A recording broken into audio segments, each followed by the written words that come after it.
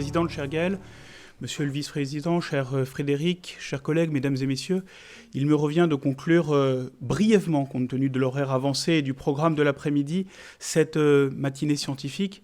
Je pourrais le faire à travers une idée force que je vais développer en 3 temps, comme toujours, qui est celle dont témoigne cette demi-journée scientifique, après quelques autres, avant beaucoup d'autres.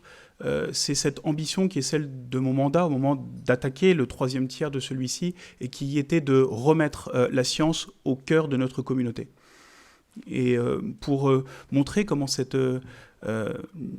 idée, comment cette volonté s'est traduite, je vais rappeler ce qui a été fait durant le 1er, le 2e tiers, et puis quelques perspectives dans le cadre de cette mission de projet qui est celle de la commu et qui est prévue par ces statuts de commu expérimentale.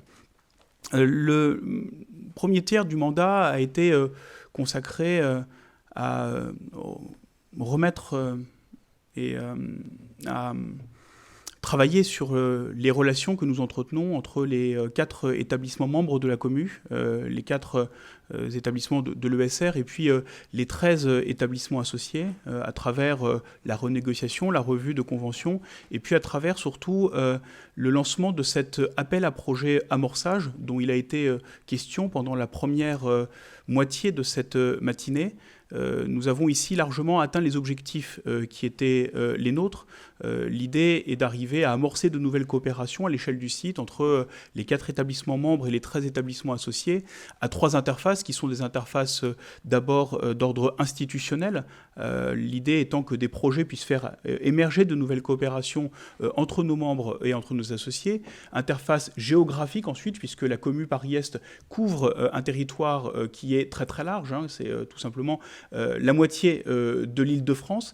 Et puis enfin, interface thématique. Et on l'a bien vu ce matin, on l'a également vu lors des journées scientifiques précédentes, et puis on le reverra lorsqu'on fera le bilan dans un an des projets qui ont été lancés depuis le début de l'année civile autour de thèmes, et j'y reviendrai, ce sont des thèmes importants que sont les thèmes de la ville, de la construction, de la durabilité, mais aussi de la santé, puis un thème qui doit émerger, qui est le thème des données, j'en dirai quelques mots tout à l'heure. Et donc nous avons lancé cet appel à projet à la fin de l'année 2020 et avec des lauréats qui ont été identifiés en 2021, une dizaine, en 2022 et puis également en 2023. Et donc nous avons aujourd'hui financé plus d'une vingtaine de projets d'amorçage. L'objectif sur la période 2020-2025 était d'en avoir 25. Donc nous sommes même en avance par rapport aux objectifs que nous nous sommes fixés avec l'État et avec le ministère dans le cadre du contrat titre. Et c'est une bonne chose. Ce qui est important, et cela m'amène au 2e temps, qui est ce que nous avons fait pendant le 2e tiers du mandat, c'est que ces projets soient des projets transformants. Qu'il s'agisse bien de projets qui sont des projets d'amorçage et non pas des projets définitifs. Et ce qui est extrêmement important, et je remercie les porteurs des projets qui sont venus nous présenter avec passion, avec enthousiasme, avec également beaucoup de clarté pour celui qui ne connaît pas forcément très bien les disciplines dont il s'agit. L'objectif, c'est vraiment d'avoir quelque chose de transformant et que ces projets que nous avons financés possèdent chacun une suite et que les coopérations entre vous ne s'arrêtent pas au jour de l'arrêt du financement, mais qu'il s'agit ici simplement de prévoir la suite et d'envisager ensuite la possibilité d'obtenir de nouveaux financements, de nouvelles actions. Ça peut se faire d'ailleurs dans un cadre, le vice-président Frédéric Bourquin en a parlé tout à l'heure, qui est celui de notre pôle universitaire d'innovation, puisque durant les derniers mois, nous avons travaillé avec succès, puisque nous avons été labellisés, à la création d'un pôle universitaire d'innovation sur le site Paris-Est qui s'appelle Séville, santé, environnement, ville. Donc, ce qui est important, donc, c'est que ces projets donc, connaissent des suites, et parmi les suites qui sont envisagées, il y a justement la possibilité d'aller davantage vers l'aval et de s'inscrire notamment dans le cadre du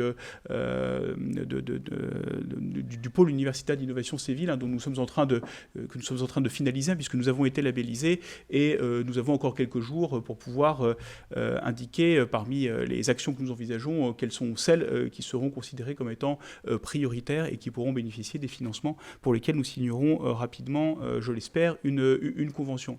Et puis pendant le deuxième temps du mandat, on a également travaillé à une meilleure interaction, une meilleure connaissance mutuelle aussi, à travers notamment une activité de cartographie qui a été effectuée, et vous trouvez sur le site de la commu un accès à toutes les informations publiques qui concernent les différents laboratoires du site, et vous pouvez tout à fait vous adresser, si vous cherchez de nouvelles coopérations, vous pouvez tout à fait vous adresser au service de la commu qui ensuite vous transmettront des informations qui sont des informations évidemment plus confidentielles et qui ne sont pas du coup en accès public, mais qui peuvent vous être données. Et l'idée, et puis on l'a vu, j'étais content qu'il y ait encore cette année des porteurs de futurs projets. L'idée aussi justement, c'est que d'un établissement à un autre, d'un laboratoire à un autre, d'une discipline à une autre, il y ait davantage d'interactions. Et donc je suis très heureux qu'il y ait eu des participants au forum qui se sont présentés tout à l'heure. Le prochain appel à projet doit conduire les candidats à déposer leur dossier d'ici la fin du mois d'octobre. On avait pris, comme toujours, une date qui est celle du vendredi qui précède les vacances scolaires, vers 17h, je pense. Ça ne veut pas dire qu'on n'examinera pas vos dossiers tout de suite. Simplement, donc, pour vous donner un ordre d'idée, nous devrions être capables de financer à nouveau à hauteur de 200 000 euros, comme on l'a fait durant les dernières années, pour des projets qui pourraient durer jusqu'à environ 18 mois. Donc je vous invite évidemment à déposer vos candidatures. Vous trouvez sur le site de la commu. Et là aussi, pour bien remettre la science au cœur de notre système, on limite le plus possible la bureaucratie, la paperasse et l'appel à l'intérêt d'être vraiment simple, facile à comprendre. Il est facile également d'y répondre. Et puis ensuite, donc, il y aura des expertises qui auront lieu sur chacun des projets, et le conseil de projet statuera, comme il le fait habituellement, à la fin du mois de janvier pour pouvoir financer ces projets sur les 18 mois qui commenceront à partir du mois de février, mars 2024. La question maintenant, le troisième temps, c'est celui des perspectives. Qu'est-ce qui va être fait durant le troisième tiers du mandat? Il y a un certain nombre de projets qui me tiennent à cœur. Il y en a deux en particulier que j'aimerais pouvoir développer à l'échelle du site. Il y en a un qui est déjà connu et qui va s'inscrire. Alors, on fait finalement les choses un petit peu à l'envers, c'est-à-dire qu'on va finalement de l'aval vers l'amont. C'est le projet Urban One Health. C'est un projet que nous portons depuis déjà plusieurs mois, depuis pratiquement le début du mandat. Et j'espère pouvoir assez rapidement obtenir des financements pour pouvoir travailler avec l'ensemble des équipes du site à l'interaction des questions du One Health, c'est-à-dire la question de la santé humaine, animale et environnementale, sur le thème plus particulier de la ville, la dimension urbaine, en particulier parce que notre site géographique le permet. On a à la fois des grandes forces sur le sujet, on a des grandes forces et des grandes complémentarités sur ce sujet, mais on a aussi un territoire qui permet de le faire. Le projet scientifique est plutôt bien avancé, la liste des actions est plutôt connue, et donc mon espoir est de pouvoir porter rapidement un projet qui pourrait être financé et mener dans ce cadre des actions ambitieuses qui compléteront en amont les activités qui sont celles de notre PUI Séville. Et puis l'autre ambition, on est moins avancé, et c'est sur ce sujet qu'il va falloir travailler, et j'annonce déjà la prochaine journée scientifique de site qui aura lieu au mois de novembre. C'est la chaire intelligence artificielle, données et territoire qui fait partie, qui est l'un des objectifs de notre contrat de site.